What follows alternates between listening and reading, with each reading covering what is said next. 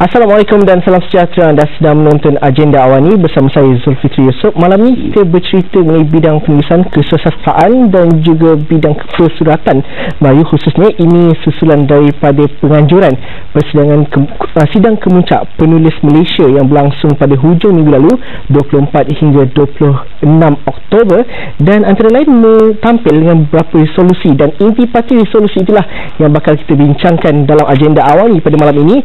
Saya bersama dengan Dr. Muhammad Salih Rahmat, merupakan Presiden Persatuan Penulis Nasional Malaysia. Terima kasih Doktor kerana sudi bersama kami. Dan seorang lagi dahulu sering juga bersama kita dalam di Esra Awani, Dr. Samsudin Muhammad, merupakan pensyarah kanan kesusastraan Melayu UPM, Universiti Putra Malaysia. Terima kasih kerana sudi bersama kami dalam Agenda Awani pada malam ini.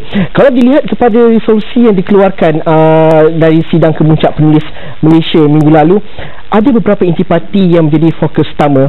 Mungkin kalau dilihat kepada pembacaan di akhbar, mungkin penubuhan kepada Yayasan Penulis Malaysia itu lebih mendapat perhatian. Akan tetapi ada resolusi kecil-kecil yang saya rasa cukup menarik kalau dibincangkan, khususnya mengenai grant penyelidikan untuk karya-karya agung Melayu contohnya, dan juga bagaimana dapat menggalakkan penulis-penulis muda ini untuk lebih giat aktif dalam bidang penulisan di negara kita.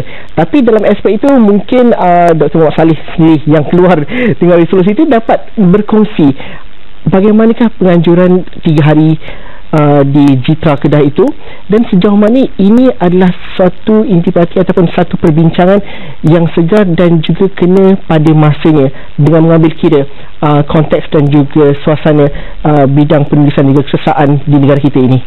Assalamualaikum warahmatullahi wabarakatuh. Terima kasih Saudara Zul. Sidang kemuncak penulis Malaysia yang kita adakan pada 24 hingga 26 Oktober itu merupakan suatu peristiwa yang penting dan bersejarah, kerana sebelum ini belum pernah berlangsungnya satu pertemuan yang begitu besar dengan nama pun yang pertama kali digunakan, itu sidang kemuncak. Dan kita tidak menyangkalah bahawa sambutan peserta begitu hangat. Bukan hanya hangat kerana hadir, tapi mereka hadir pada setiap sidang, kerana kita mengadakan 3 sidang selari, 3 tempat bersaingan, dan ke semua dewan itu didapati penuhlah dengan khalayak. Dan perbincangan yang kita adakan itu meliputi beberapa aspek lah, tentang masa depan sastra, bagaimana mengantarabangsakan sastra Melayu, dan bagaimana kita nak mengubah sistem pendidikan, memasukkan elemen sastra dan sebagainya. Dan hasil daripada perbincangan itu kita dapati banyak input yang dapat kita peroleh melalui kertas kerja maupun daripada khalayak yang hadir masa soal jawab. Dan ini merupakan satu dapatan yang kami rumuskan kemudiannya dalam satu resolusi yang merangkumi 3 perkara pokok, iaitu soal sastra dalam pendidikan negara, kemudian yang keduanya pengembangan sastra Melayu nasional serantau dan antarabangsa, dan yang ketiganya aspek penting juga yang belum pernah wujud di negara kita, iaitu dasar sastra negara. Dan itu menjadi intipati kepada perbincangan, dan di bawahnya itu banyaklah ceraiannya. Kalau melihat kepada aspek untuk meningkatkan menjadikan sastra itu sesuatu yang mudah dihayati dan menjadi sesuatu yang difahami dalam aspek pendidikan, kerana mungkin dalam satu aspek mungkin kita berbincangkan bahawa ini perlu dijadikan satu mata pelajaran yang wajib dari segi bentuk polisinya. Akan tapi ini dalam satu bentuk struktur kalau kita lihat, bagaimana itu mungkin penghayatan sastra di peringkat lebih awal yang mungkin perlu diberikan penumpuan. Adakah itu perkara yang dibincangkan dalam sidang kemuncak tempoh hari? Ya, kita memikirkan bahawa sekolah merupakan tempat yang paling sesuai untuk mengembangkan sastra, kerana generasi baru akan terdedah dengan sastra sampai ke peringkat institusi pengajian tinggi, ataupun kalau mereka tidak sampai ke IPT sekalipun, mereka sudah pun berdepan dengan sastra. Dan kita menyarankan bahawa sastra itu disebarkan kepada pelajar sejak sekolah rendah dengan kesesuaian tahap usia mereka. Tidaklah kita mengatakan mesti berat, malah di barat pun karya yang besar-besar pun telah diubah suai kepada edisi pelajar sampai kepada yang edisi sekolah rendah sekalipun.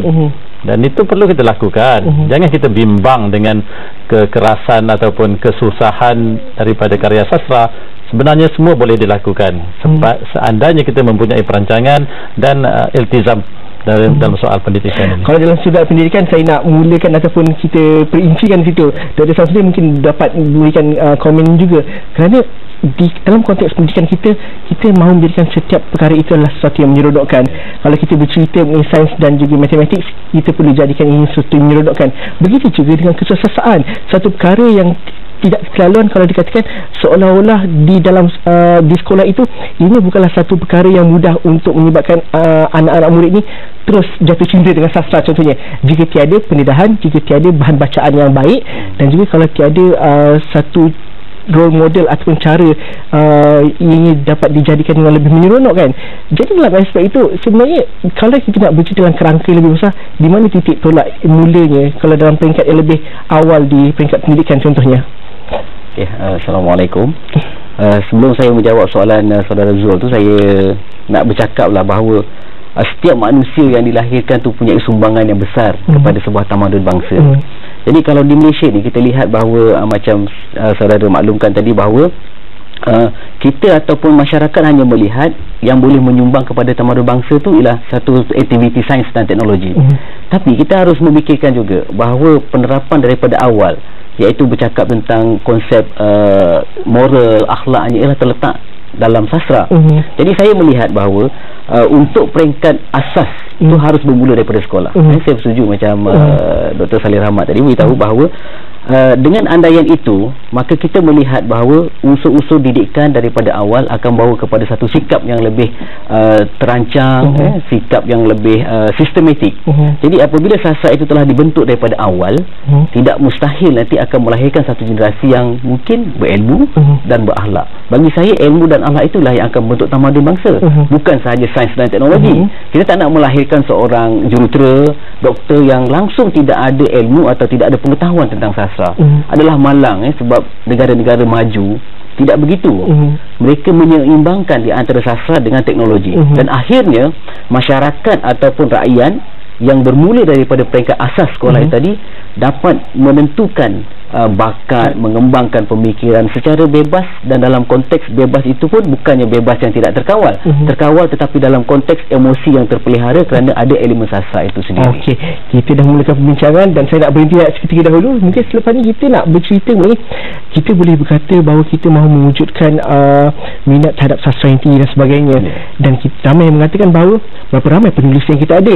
Itu mungkin dapat dijawab juga selepas ini. Dan penulis juga kata penulis mungkin boleh ramai, tapi kalau tak ramai nak membaca, susah juga kerja penulis, tak berkembang ke mana-mana pun. Saya rasa itu perkara yang menjadi intipatinya dalam perbincangan sidang kemuncak tempoh hari. Itu kita bincangkan selepas ini, Doktor. Kita berhenti seketika dahulu. Kita jumpa lagi dalam agenda awal ni selepas ini. Okey, betul kita dalam agenda awal ni, Doktor. Kalau kita bercerita mengenai penulis di Malaysia ini, tadi kata bahawa kita perlukan lebih ramai penulis supaya kita ada bahan bacaan dan juga bahan sastra yang bermutu, dan seterusnya barulah pembudayaan itu berlaku dengan secara meluasnya di kalangan rakyat. Akan tetapi penulis juga kata, kalau saya jadi penulis, berapa ramai akan membaca hasil karya saya kalau budaya pembacaan itu tidak ada. Itu satu perkara yang sering diperkatakan oleh khalayak. Akan tetapi lewat 5 tahun kebelakangan ini, kelompok-kelompok baru penulis makin ramai. Kalau dahulu kita lihat penulis-penulis muda yang bergerak secara indie mungkin tak sebanyak hari ini. Hari ini mereka bebas untuk menjual hasil karya mereka secara mudah di bawah di universiti dan sebagainya. Mereka giat aktif dalam segi itu. Mungkin ini juga kelompok-kelompok yang perlu diberikan perhatian dalam sidang kemuncak penulis Malaysia hari itu juga.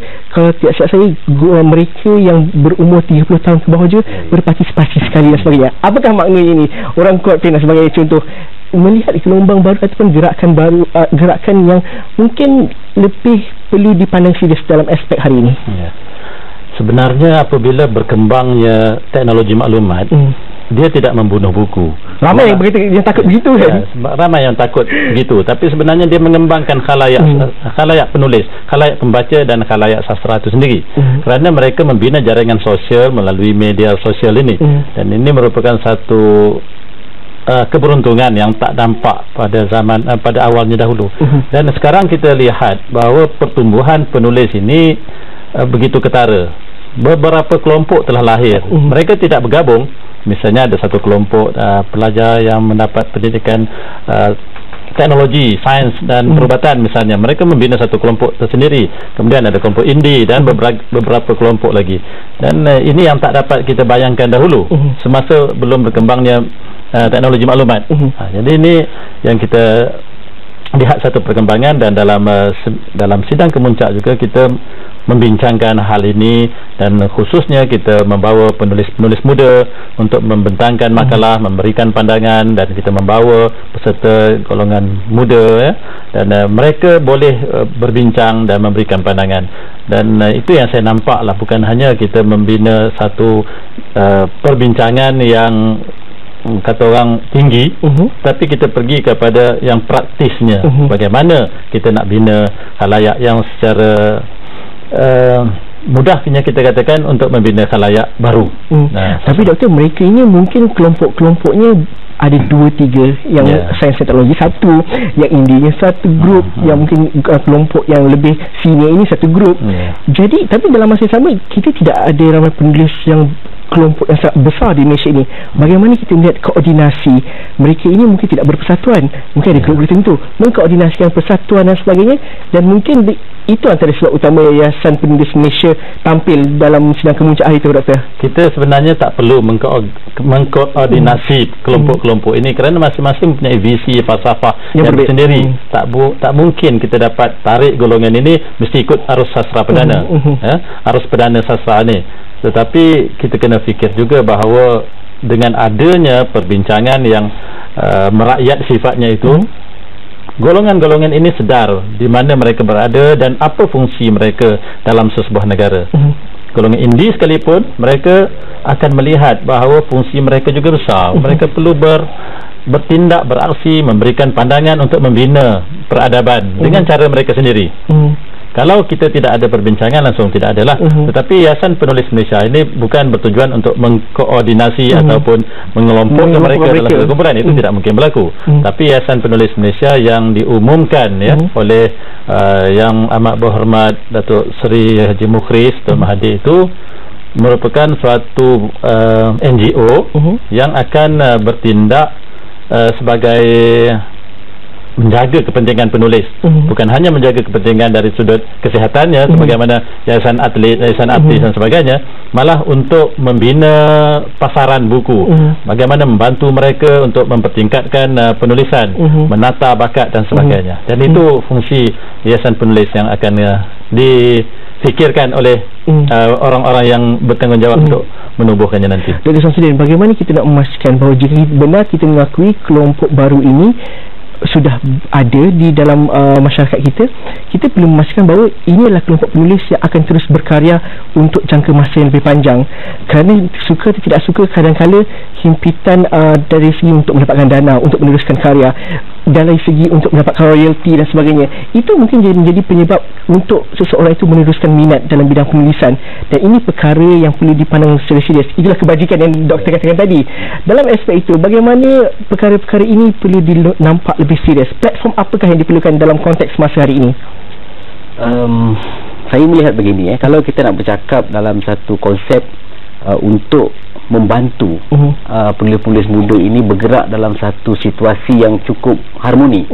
Maksudnya mereka menulis atau mereka menyumbangkan buah fikir dalam bentuk karya kreatif dan pemikiran itu diterima. Jadi hal ini harus bertolak daripada satu yang dikatakan oleh Dr. Saleh tadi, iaitu kita nak membentuk satu yayasan.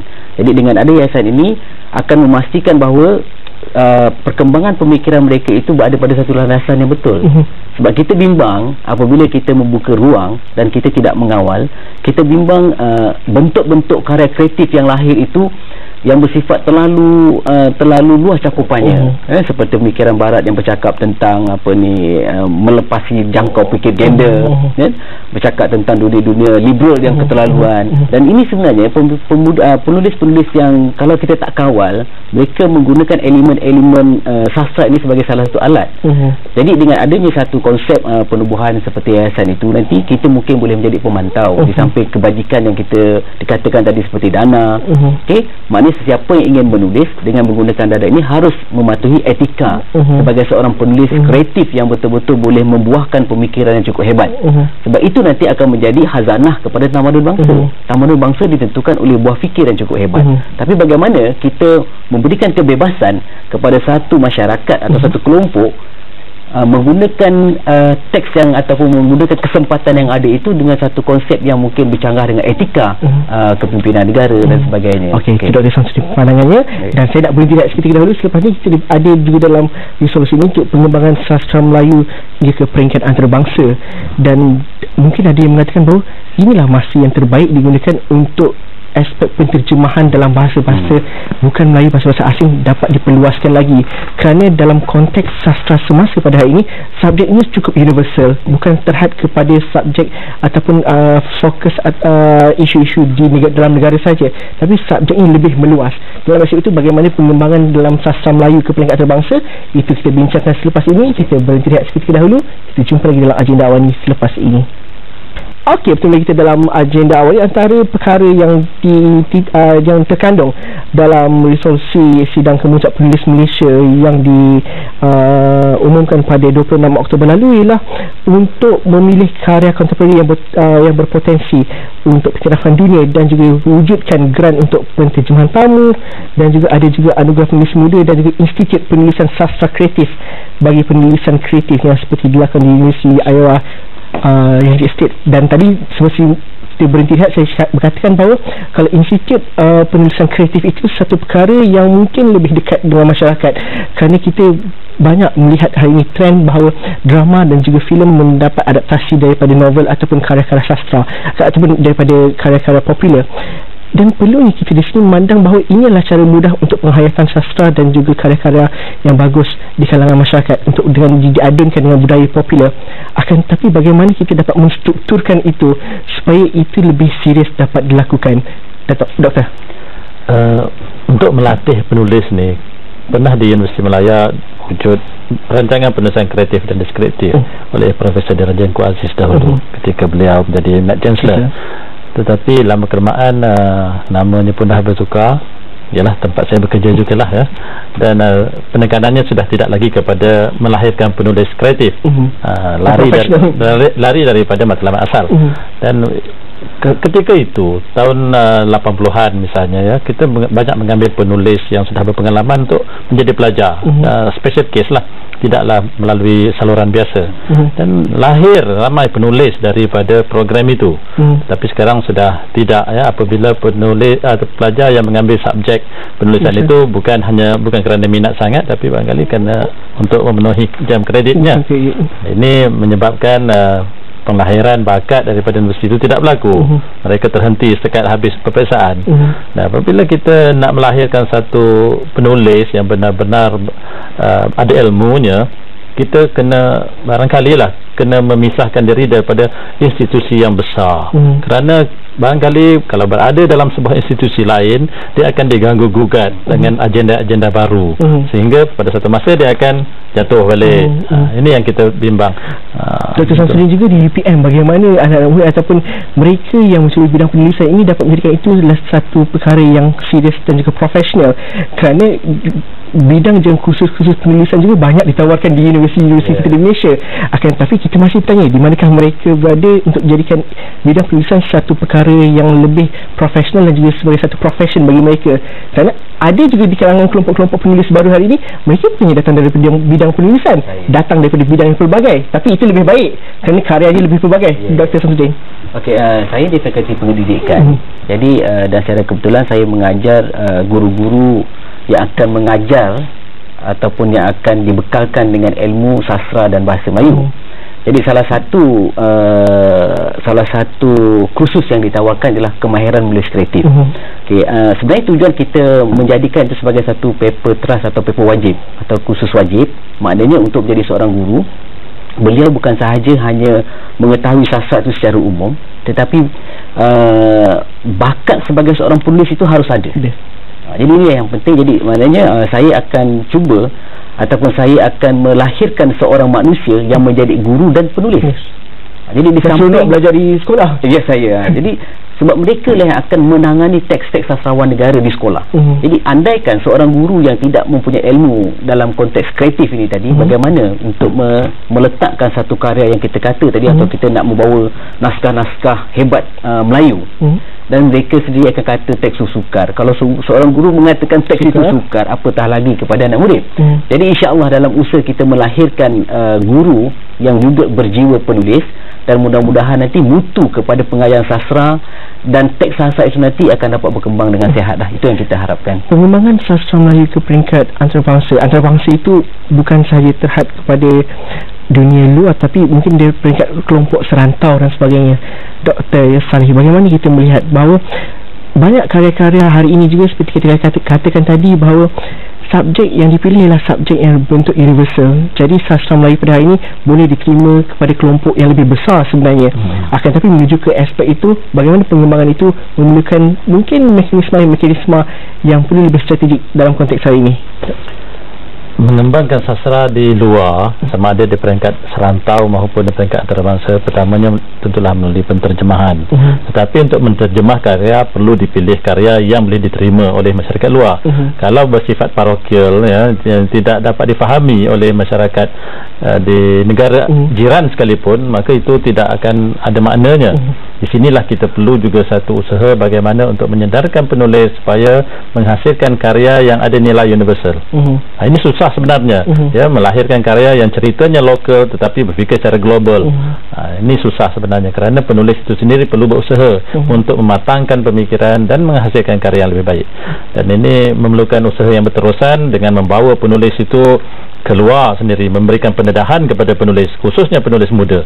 Dengan memberikan pendedahan, mereka tahu bahawa apa kehendak penulis, bukan hanya melalui pembacaan, tapi berada di luar negara, melihat situasi di luar. Itu satu daripada elemen pemubukan bakat yang perlu kita lakukan, di samping penterjemahan karya yang bermutu itu. Dan itu antara perkara kita yang bercerita ni, antara perkara yang diperbincangkan di sidang Kemuncak Penulis Malaysia. Banyak lagi sebenarnya di partinya yang mungkin dapat dibincangkan dalam episod-episod lain. Terima kasih Dr. Salih, terima kasih Dr. Tamsin kerana sudi bersama kami dalam agenda Wani pada malam ini. Itu sahaja masa yang kita ada. Terima kasih juga kepada anda yang menonton. Jika anda ada sebarang pandangan dan juga cadangan, teruskan bersama kami di Facebook ataupun Twitter Astro Awani. Boleh teruskan juga bersama kami di platform media sosial kami lain seperti di Instagram, dan juga boleh buat turun aplikasi Astro Awani di App Store dan juga Google Play Store. Sekian sahaja agenda Awani untuk malam ini. Assalamualaikum dan salam sejahtera. Kita jumpa lagi malam esok. Thank you. Terima kasih.